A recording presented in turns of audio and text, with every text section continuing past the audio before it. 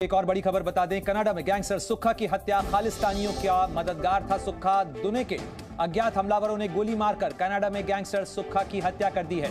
निज्जर मरा कब था? आप देखिए, कुछ महीने हो गए निज्जर को मरे हुए। अब निज्जर को मरे हुए महीने हो गए। Just coming in, another designated criminal from India's Punjab has been killed in an alleged shootout in Canada. ये तो वाकई कनाडा मुझे पाकिस्तान बनता हुआ नजर आ रहा है। हिंदुस्तान के लिए कोई आंख उठाएगा, हिंदुस्तान उसके घर में घुस के उसकी आंख। बता दें, कनाडा में गैंगस्टर सुक्खा की हत्या, खालिस्तानियों का मददगार था सुक्खा। दुने के अज्ञात हमलावरों ने गोली मारकर कनाडा में गैंगस्टर सुक्खा की हत्या कर दी है। सुक्खा दुने के ये खालिस्तानी आतंकवादी है। इसी बंदे को आज किसी ने कनाडा में निपटा दिया। ये आज का भारत है, संभल जाएं।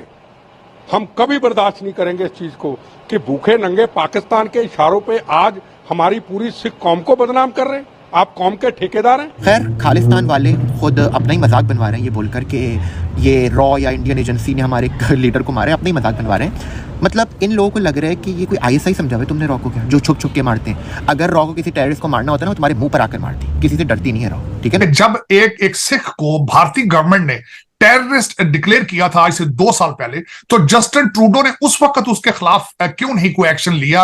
अगर वो किया होता तो आज वो निज्जर साहब कत्ल ना हुए होते। जस्टिन ट्रूडो जो है वो मातम कर रहे हैं रुदाली की तरह के, मर गया। तो ठीक है, तुम 23 जून से लेकर के तुम सितंबर तक कहां सो रहे? इसको किसने ठोका? ये तो कनाडा में था। इसको कनाडा में ठोक दिया। कल जिसका नाम हमने लिया था चाणक्य डायलॉग्स में, वो आज निपट चुका है दोस्तों। कि जस्टिन ट्रूडो ने हो सकता है अपने लिए बहुत बड़ा गड्ढा खोद लिया। तो अगर 2 साल पहले एक आपके कंट्री का बंदा जो है उसको दूसरा कंट्री टेररिस्ट डिक्लेयर कर रहा है, तो आपको सोचना चाहिए था कि उस वक्त एक्शन लिया जाता उसके ऊपर। शेर के मुंह में हाथ डालने की कोशिश कर रहे हो, पूरा हाथ ही खत्म हो जाएगा, या ऐसा ना हो जाए कि पूरा शरीर ही खत्म हो जाए। ऐसा लगता है कि कुछ दिन हम लोगों को जस्टिन ट्रूडो को रुदाली की तरह रोते रहने देना चाहिए।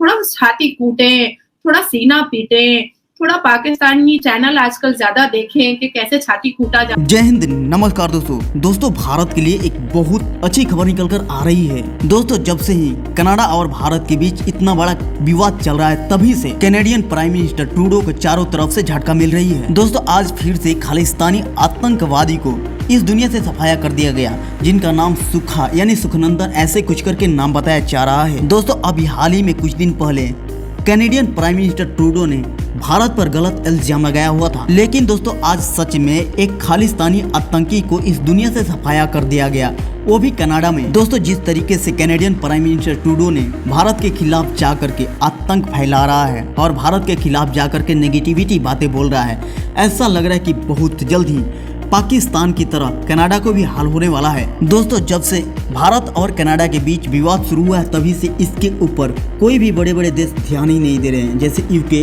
यूएसए, ऑस्ट्रेलिया, ये सभी देश कनाडा के ऊपर ध्यान ही नहीं दे रहे हैं। ऐसा लग रहा है कि बहुत जल्द ही कनाडा भी पाकिस्तान की तरह अकेला पड़ जाएगा और साथ ही साथ कैनेडियन प्राइम मिनिस्टर को ये भी पता लग जाएगा कि भारत के साथ पंगा लेने से हमारे सेहत के लिए कितना लाभदायक हो रहा है। इसको कनाडा में ठोक दिया। कल जिसका नाम हमने लिया था चाणक्य डायलॉग्स में, वो आज निपट चुका है दोस्तों। आपको भारत की जरूरत है, भारत को आपकी जरूरत नहीं है भाईजान। You are a prime minister of Canada. आपको पहले रिसर्च करनी चाहिए थी, इन्वेस्टिगेशन करनी चाहिए थी।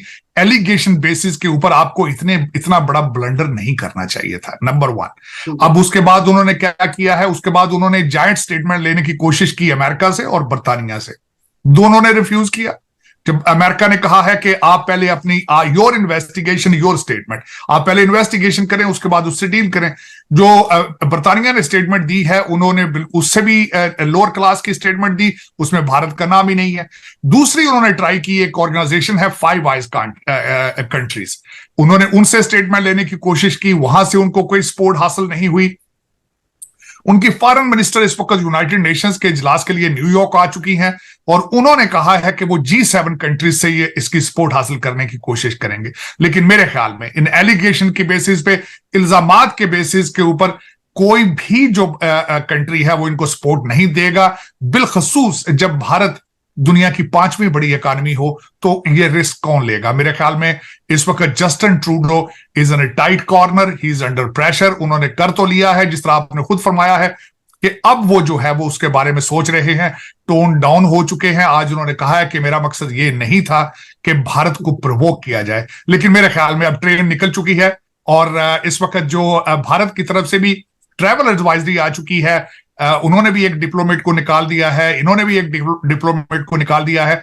तो मेरे ख्याल में Justin Trudeau is in deep issue now, deep problem politically, और खासकर जो उनके पैरिये उनके जो वो अपोजिशन के लीडर हैं फ्रेंच स्पीकिंग कंट्री से, स्टेट से, उन्होंने भी कहा है कि इनको अब इसको क्लीन हैंडेड इससे निकलना होगा, इन्वेस्टिगेट करना होगा।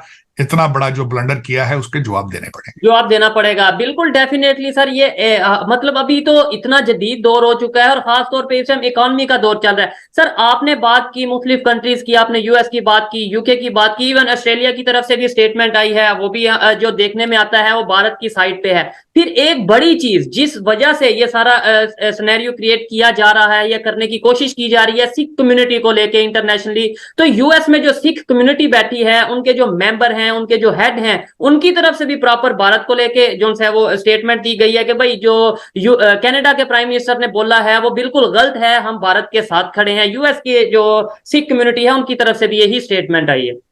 डेफिनेटली, मैं बल्कि आज भी मैं बातें हो रही थी इसी हवाले से, बल्कि एक दो जगहों पे मैं ऐसी जगह पे था जहां पे सिख कम्युनिटी के लोग जो थे they were talking to the media, तो उनके भी जज्बात यही हैं कि एलिगेशन बेसिस के ऊपर ये सब चीजें नहीं करनी चाहिए थी। वो जो निजर साहब का, सबसे पहले तो आज एक बड़ी खूबसूरत बात एक सिख लीडर ने की है, जसदीप सिंह उनका नाम है, उनकी ऑर्गेनाइजेशन का नाम है सिख्स ऑफ अमेरिका। उन्होंने आज एक बात की, बहुत खूबसूरत बात की। उन्होंने कहा कि जब एक सिख को भारतीय गवर्नमेंट ने टेररिस्ट डिक्लेयर किया था आज से 2 साल पहले, तो जस्टिन ट्रूडो ने उस वक्त उसके खिलाफ क्यों नहीं कोई एक्शन लिया? अगर वो किया होता तो आज वो निजर साहब कत्ल ना हुए होते। और दूसरा, वो कत्ल हुए हैं और उनके जो एलिगेशन है, एक भी अरेस्ट अभी तक नहीं हुई। और उसके अंदर मैं समझता हूं कि ये वाकई ही अगर देखा जाए तो अगर 2 साल पहले एक आपके कंट्री का बंदा जो है उसको दूसरा कंट्री टेररिस्ट डिक्लेयर कर रहा है, तो आपको सोचना चाहिए था कि उस वक्त एक्शन लिया जाता उसके ऊपर।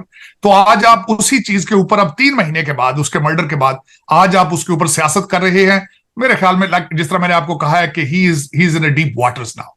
ठीक है सर, खास तौर पे G20 के मतलब अगर हम देखेंगे G20 कंप्लीट होने के बाद ये चीजें बढ़ती नजर आई हैं और अचानक ही बढ़ती नजर आई हैं। उससे पहले मतलब 3 माह हो चुके हैं मर्डर को, और उसके बाद ये सारा सीन हुआ, खामोशी रही, और अभी अचानक से ये चीज सामने आना सिर्फ वोट बैंक है या इसके अलावा इंटरनेशनल कम्युनिटी से भी थोड़ा सा कोई प्रेशर है?